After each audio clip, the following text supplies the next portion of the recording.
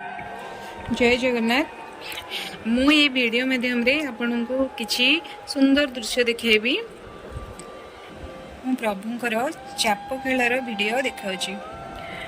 ग्रीष्म ऋतु रे जेहेतु ग्रीष्म प्रभाव रे प्रभु को गरम लगे सेतिपई से गरम रु आश्वस्ति पाइबा पई देहरे चंदन बोली होई नंदा भद्रा बोईतरे बसी प्रभु हरहरि नरेंद्र पोखरी रे बसी जल क्रीड़ा करती।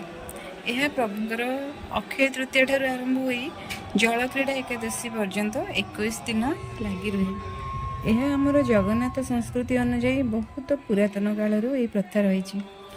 जमी सकाळु उठिले जपरी आम मानकर दिनचर्या आरंभ हुए सेपरी महाप्रभुंकर भी दिनचर्या आरंभ हुए।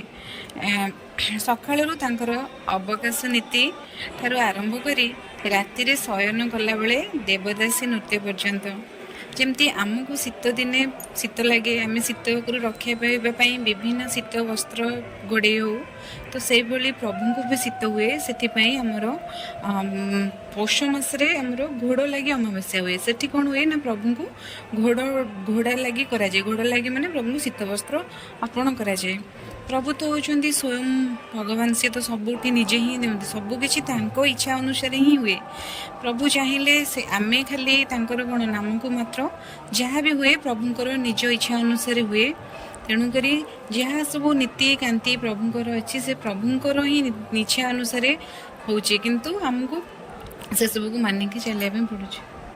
आपण मान को केमती लगला वीडियोटा आपण मैंने आउ कौन जानी प्रभु को चाप खेल विषय आपण मैंने भी शेयर करेंगे। आ